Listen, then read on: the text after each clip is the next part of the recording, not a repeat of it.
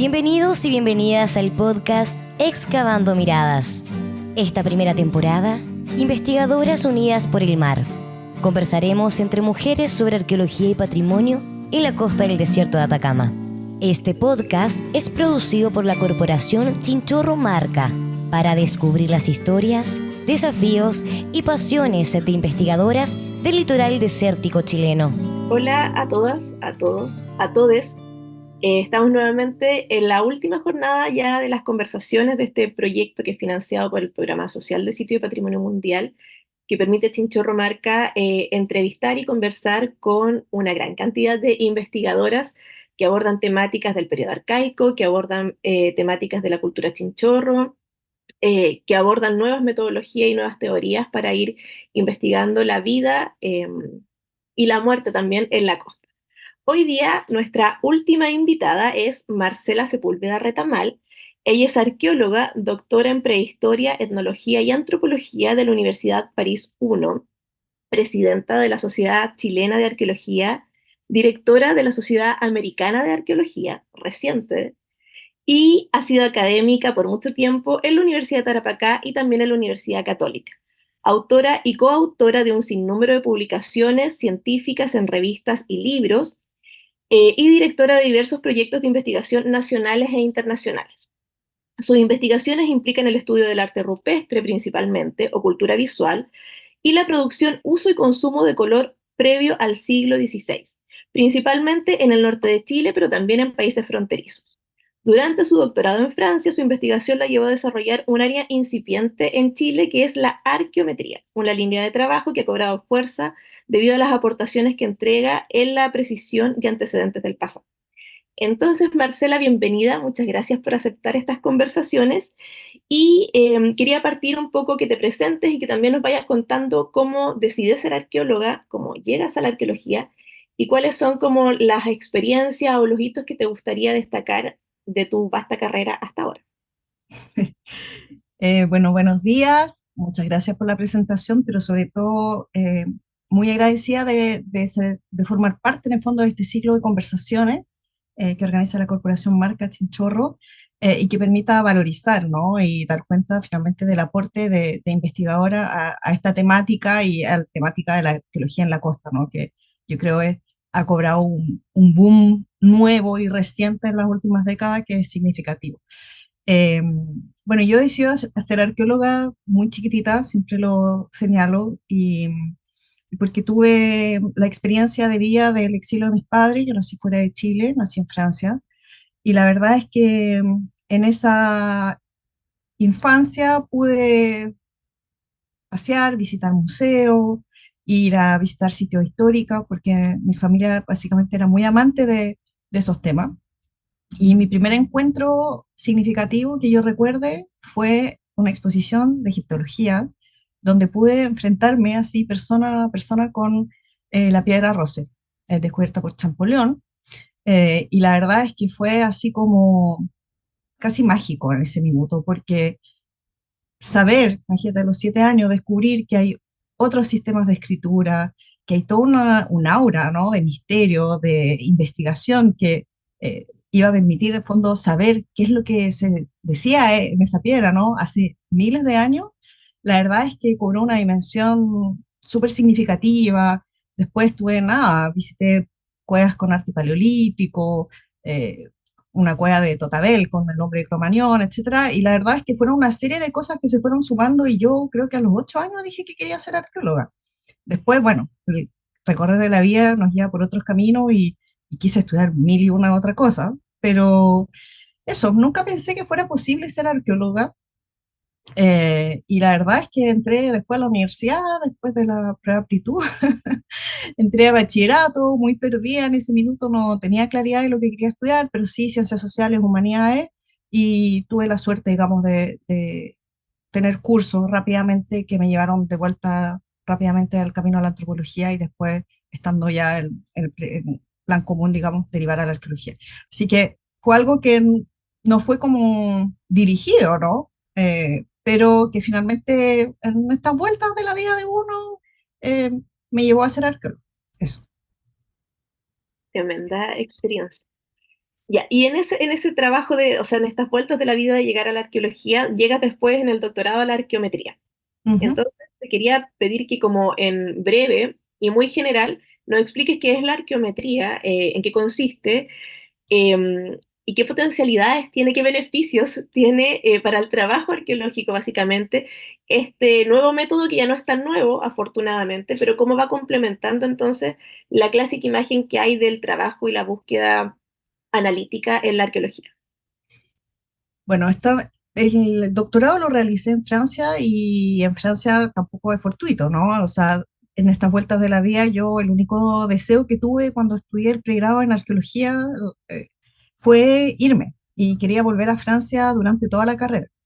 Porque inicialmente entré a arqueología pensando todavía en egiptología, o sea, esa cosa que venía de chiquitita, eh, y la verdad es que, claro, no veía la posibilidad de poder abordar esos temas acá en Chile. Entonces estudié con una meta, era irme, así como tener buenas notas, poder postular a una beca, irme a Francia. Pero también empecé a trabajar en distintos proyectos con Luis Briones, con Francisco Gallardo, y me gustaban los textiles, ya me gustaba el color en esa época, me gustaba el arte. Y entonces tuve la suerte de caer con personas que me acompañaron y me guiaron, digamos, por el estudio de esas representaciones. Entonces me voy a hacer el doctorado estudiando las pinturas de la cuenca del río Salao, ese es el año 2000, me voy a hacer el doctorado el año 2002, y en los cursos que seguí en ese momento, uno de ellos fue el director, en ese minuto científico, del laboratorio que está en los subterráneos del Louvre, en el Centro de Restauración e Investigación de los Museos de Francia, el CETES, y encontré fascinante porque estaban justamente con un proyecto estudiando las pinturas de Lascaux y obteniendo dataciones sobre estas pinturas. Entonces fue como, claro, me gustaba el arte, pero todavía estábamos en una aproximación súper como tipológica, estilística, como una comprensión del arte en el paisaje, cosas como casi como comunes que solemos hacer, pero esto como que me abrió la mirada sobre la posibilidad de abordar la tecnología, las recetas, las técnicas empleadas para pintar. Entonces solicité hacer una práctica en este laboratorio y fue una tremenda oportunidad. O sea, ahí analizan todas las obras del Museo del Louvre, pero de otros museos, entre ellos la Mona Lisa. Entonces me empecé como a rodear de gente que tenía una tremenda experiencia y ahí fue cuando entonces empiezo a aproximarme a esto de la arqueometría. La arqueometría en realidad es súper amplia, o sea, está los sistemas de información geográficos, está la estadística, está la bioarqueología, digamos, la genética, isótopos, etcétera.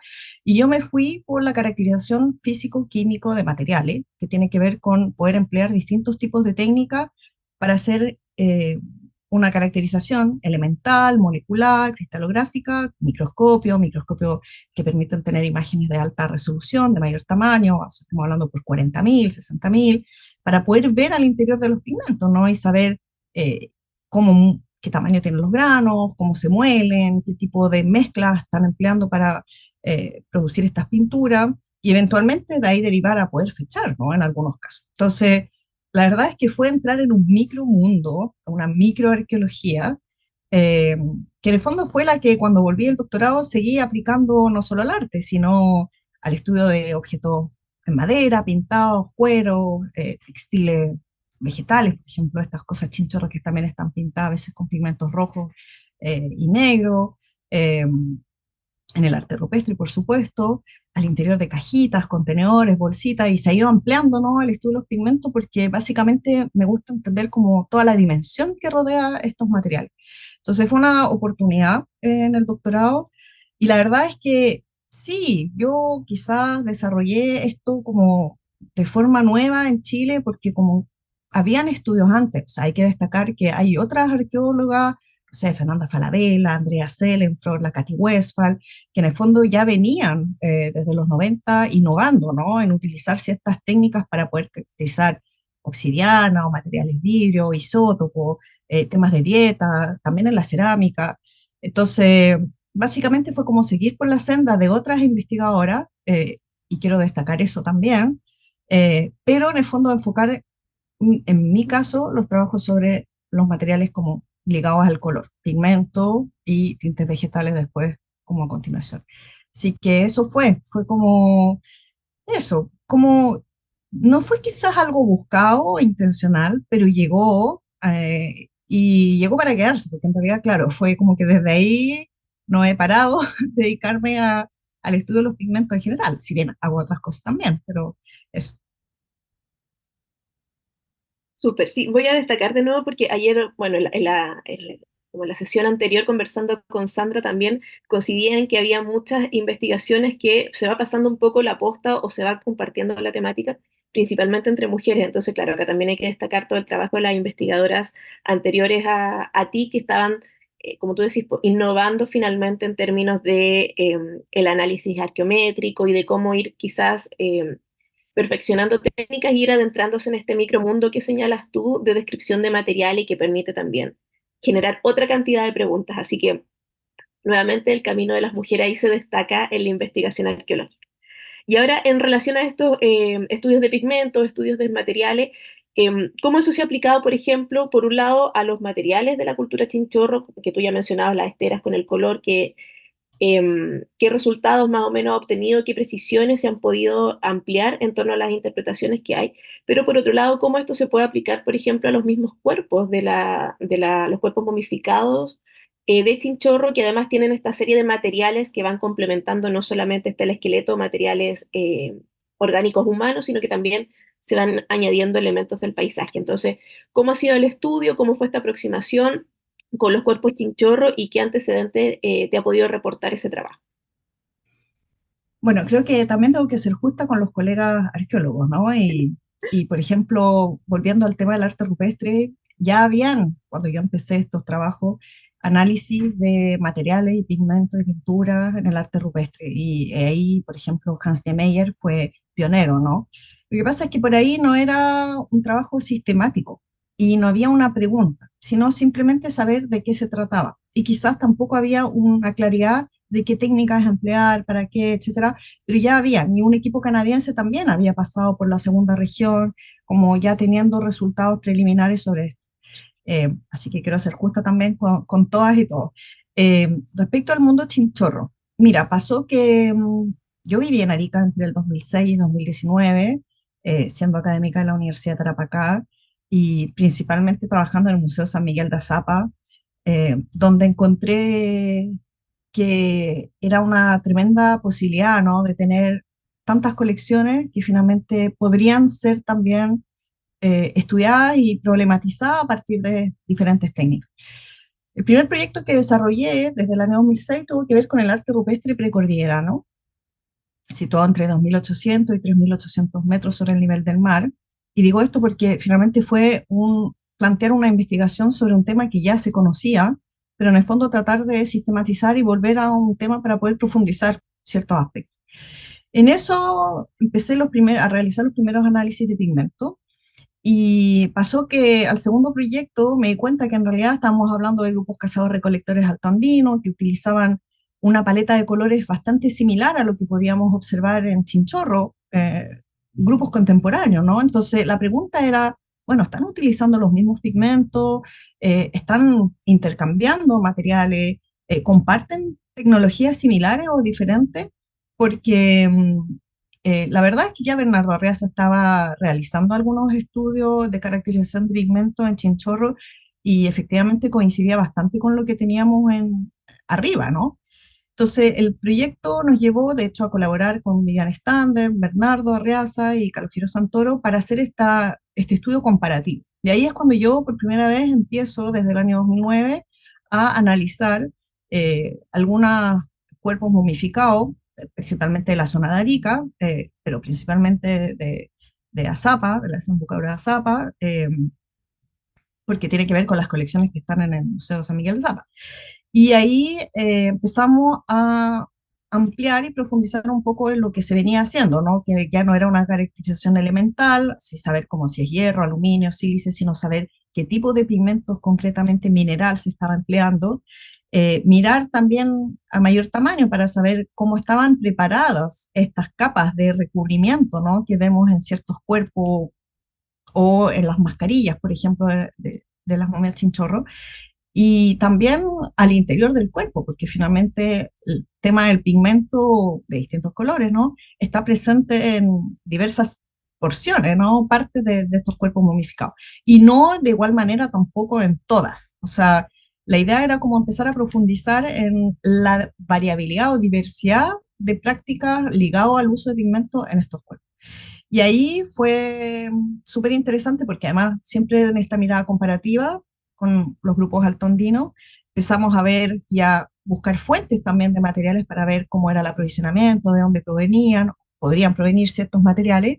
Y en el caso de Chinchorro, por primera vez empleamos ciertas técnicas que nos permitieron, por ejemplo, comprobar y confirmar que varios cuerpos que tenían recubrimiento de pintura, no solamente era el recubrimiento superficial, sino que habían varias capas, incluso que cuerpos estaban repintados en distintos momentos, o sea, en diversas ocasiones. Había como una reactivación del rito a través de estos repintados. Y lo más interesante fue entender que finalmente lo que vemos en ciertos casos en el recubrimiento superficial, en realidad no fue necesariamente el mismo color, no necesariamente los mismos motivos, posiblemente no podemos saber cuáles habían debajo. Entonces, además, si uno quisiera interpretar esto, digamos, el mensaje de cómo se representaba, qué se representaba, los colores empleados, los motivos, en algunos cuerpos además fue cambiando. Entonces eso fue como, wow, esta microarqueología además nos permite ver como que esta práctica de momificar es bien compleja y hay efectivamente una reactivación que se suma a otras evidencias como las reparaciones u otras que también se ven en algunos cuerpos.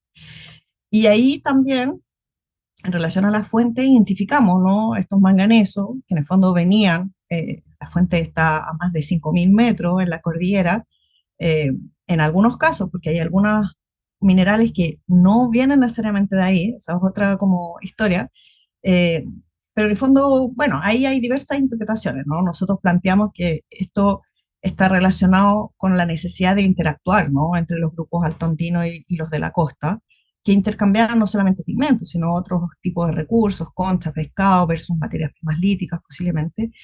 Pero hay otras interpretaciones que hablan más bien de que Chinchorro iba a buscar directamente estos materiales. Entonces, finalmente como que estamos de acuerdo en de dónde viene el material, sino que la forma de obtención es distinta. Pero así es la ciencia, ¿no? Y lo bueno es que con todos estos trabajos, y no solo los nuestros, sino digo también otros equipos, se permitió como complejizar y entender el rol de estos materiales colorantes, su uso, su preparación y las dimensiones, digamos, que cobran dentro de la vida cotidiana de estos grupos. Súper, sí, de hecho, qué bueno que como que aclaraste este proceso un poco de reactivación del rito y de reparación y mantención de los cuerpos, que además tampoco me imagino que era de todos los cuerpos momificados, porque hay muchas interpretaciones también en torno al patrimonio de Chinchorro orientado a esto de que si eran estatuas, si se sacaban, si se llevaban, si se trasladaban. Entonces, claro, estos antecedentes dan pie para generar estas interpretaciones, pero ahí está como el dato científico en realidad, el dato duro que le gusta a mucha gente, de poder precisar cómo se pudieron haber desarrollado estos procesos y le añade aún más complejidad entonces, como bien señala, a esta mirada de la momificación y del tratamiento de los muertos y de los difuntos en Chinchorro, en una sociedad de más de 7.000 años de cazadores-recolectores, o sea, rompe todavía más los paradigmas y otro argumento más para decir, wow, Chinchorro, qué bueno que esté en la lista de UNESCO.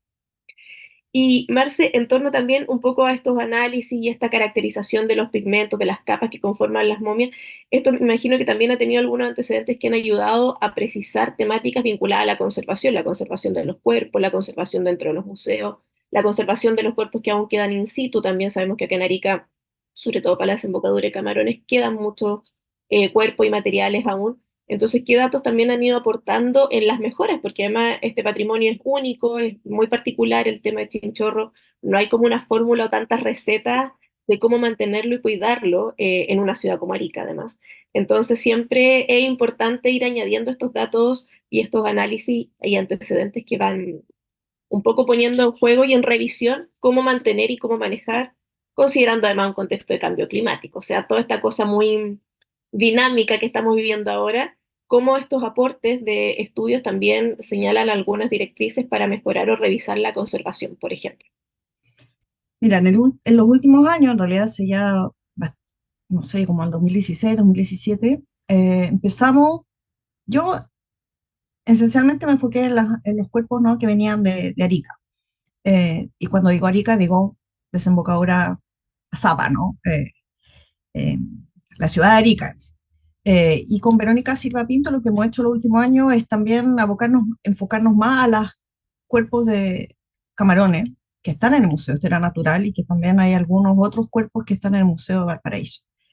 Eh, ¿Por qué? Porque también cuando iniciamos estos proyectos sobre pigmento nos dimos cuenta que si bien hay cosas compartidas, igual hay diferencias en los tipos de materiales, por ejemplo, que se utilizan en los dos, digamos, desembocadores de Bay. Lo que habla de un manejo de un paisaje que si bien son técnicas y tecnologías compartidas, igual son diferentes. Entonces hay como que entender esas dinámicas. En ese proceso, y cuando uno estudia los pigmentos y los recubrimientos o pinturas aplicadas sobre un soporte en general, es imposible obviar, entender y analizar el soporte, ¿ya? Y en este caso, en muchos casos de cuerpo momificado, no todos, hay restos de piel.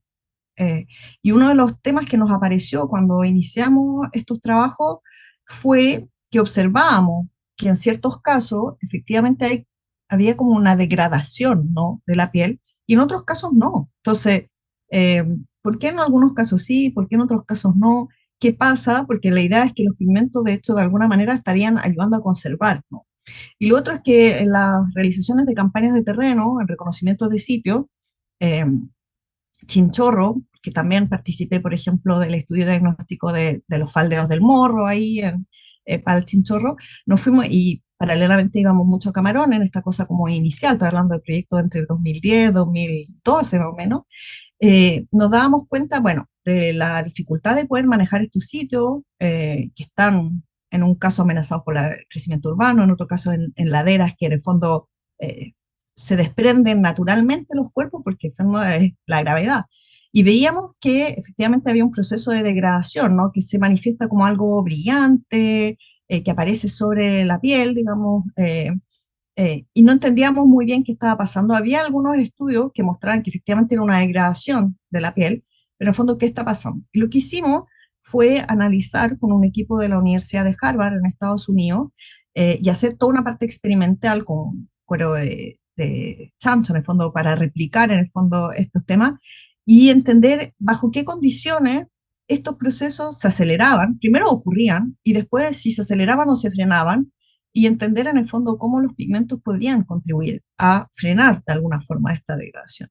Y ahí es cuando identificamos con el equipo de Harvard que había un conjunto de microbacterias y hongos, porque es como un mix, digamos, ahí bien que se aprovecha, ¿no? Y lo que están haciendo es comerse la piel. Y en el fondo lo que vemos, esta cosa brillante, ¿no?, media negruzca, media marrón, es la degradación del colágeno por parte de estas bacterias. Entonces vimos que bajo el incremento de la humedad, la luminosidad u otros factores, pero sobre todo la humedad, esto era exponencial. O sea, a mayor exposición a la luz y al ambiente, digamos, imagínate la humedad y costera, la camanchaca, etcétera. O sea, esto es, pero rapidísimo. O sea, en un par de días esto surge y se acelera, ¿no? Y ya cuando se inicia es muy difícil detenerlo. Ese es el problema. Entonces, lo ideal sería como generar condiciones ambientales, digamos, por ejemplo, los depósitos, que de alguna manera ayuden a estabilizar estas condiciones. Los cuerpos que no tienen, no tienen, ¿no? Pero los cuerpos que ya tienen, hay que buscar una forma de estabilizar y manejar estas condiciones ambientales. La circulación de aire dentro de los depósitos, por ejemplo, manejar la humedad, el calor, que no haya muchas oscilaciones durante el año, etcétera. O sea, son temas relevantes. Ahora, yo creo que si uno ve las momias chichorras que están en distintos museos en Chile, evidentemente es muy distinta la situación y tiene que ver con que Arica yo creo que ha sufrido un cambio ambiental, digamos, generalizado en el último año que tiene que ver no solamente con un cambio climático que se sobre como puso como gran interpretación, pero por ejemplo, en torno al Museo San Miguel de Azapa, el desarrollo de la agricultura, ese efecto invernadero que genera la expansión agrícola en el valle te genera también mayor humedad y otro tipo de temperaturas, mosquitos, y una serie, digamos, de cosas ahí que proliferan, que no digo que no hayan estado hace miles de años, pero efectivamente también hay una antropización, ¿no? Y una acción humana ahí que también está contribuyendo a acelerar estos procesos. Entonces, es difícil, pero por lo menos están los antecedentes científicos para decir, ya, si queremos preservar esto y para futuras generaciones, tratemos de cautelar estas condiciones. Y eso no ocurre, por ejemplo, con los cuerpos que están en Santiago, en Valparaíso. eh, ¿Por qué? Siendo que acá también hay cambio, o sea, también yo creo que es caso a caso. Eh, no todos los cuerpos necesariamente que tienen piel aún, porque no todas la tienen, se preservan o se degradan de la misma manera. Entonces, siempre he sospechado de que efectivamente los pigmentos, ¿no? Y el conocimiento relacionado con lo que ocurre con estos materiales, que tienen un poder como secante, así como contribuyen en algunos casos también a preservar estos cuerpos, y era algo que ya se conocía y ya se sabía y que era importante para las comunidades chinchorro. Súper. Como a partir de los pigmentos de una cosa tan chiquitita, llegado a tanta reconstrucción. Sí. Fantástico. Marce, para ir cerrando, porque como lo he dicho en todas las conversaciones casi, es súper corto esta primera temporada, esperamos que sea la primera y que por supuesto hay una segunda. Te quería consultar un poquito por tu trabajo en el sitio La Capilla, que está acá en el sur de Arica, que es un Ujú, sitio de Chorro Tardío. Muy en breve, ¿cómo fue este proceso de reestudiar? Porque había sido estudiado previamente por Iván Muñoz y sus ujú. colaboradores. ¿Y qué antecedente pudiste como destacar? O no te voy a pedir como la síntesis del artículo, pero sí que nos puedas comentar un poquito cuál es como el resultado que te gustaría enfatizar sobre la capilla en esta última parte ya de la conversación. Bueno, este fue un trabajo que estuvo entre dos proyectos, ¿no? En ese minuto. Uno era justamente esta interacción a través de pigmento entre tierras altas y la costa, y por otro lado estábamos con Daniela Valenzuela estudiando también eh, el arte rupestre de la costa en general. Eh, y lo que hicimos entonces fue reevaluar el arte rupestre de la costa, y uno de los sitios que aparecía en la literatura, digamos, destacado, era el sitio La Capilla, que presenta, digamos, distintos motivos en su pared. Entonces, eso nos llevó a analizar los pigmentos de la cueva, eh, pero también tratar de entender mejor qué actividades se estaban realizando en relación al uso de pigmentos, si es que habían otras actividades relacionadas ahí que podrían evidenciar el uso de estos materiales. Entonces decidimos ampliar las excavaciones que había realizado efectivamente Iván Muñoz antes, y con Juan Chacama, y lo que hicimos fue anexar algunas cuadrículas a las cuadrículas que él había realizado, y ahí sorpresivamente yo creo que una de las cosas que más nos marcó en ese minuto fue que apareció un entierro de un infante. Y de hecho ahí nos empezamos a dar cuenta que en realidad habían dispersos varios huesos humanos, ¿no? Eh, y después lo interesante es que pudimos empezar a ver que más allá de la interpretación, ¿no? Ligado a un rito, ritos de paso al interior de la cueva, es que había un conjunto de evidencias que daban cuenta de actividades domésticas y todo un uso de materiales que son propios de los desarrollos costeros, digamos, la fibra vegetal, el material malacológico, etcétera, que hablaba de consumo alimenticio por un lado, pero también de toda una serie de tecnologías y prácticas relacionadas con el uso y trabajo de esos materiales. Entonces, en síntesis, quizás no cambiamos la interpretación completa del sitio, pero sí pudimos precisar varias actividades que en el fondo no se habían identificado o no se habían mencionado previamente. eh, y lo otro es que pudimos dar cuenta de una gran diversidad de materiales que no necesariamente provienen del ámbito costero. Entonces también nos permitió como ahondar en entender las dinámicas, ¿no? De estos grupos costeros que posiblemente, se ha dicho, ¿no? Se movilizaban hacia otros pisos ecológicos, hacia otras localidades, digamos, zonas con otros tipos de recursos, pero también enfatizando de que en esa movilidad se fueron vinculando y conectando con otros grupos, porque estamos hablando de la transición arcaico-tardío formativo, con grupos que ya asentados en el valle tenían un modo de vida mucho más muy distinto, más con agricultura, con cerámica, con otro tipo de textiles, y sin embargo en la capilla no se ven todos esos cambios introducidos, ¿no? Entonces, parece ser que los grupos de la costa decidieron preservar un modo de vida muy distinto a los grupos del interior, siendo que se vinculaban.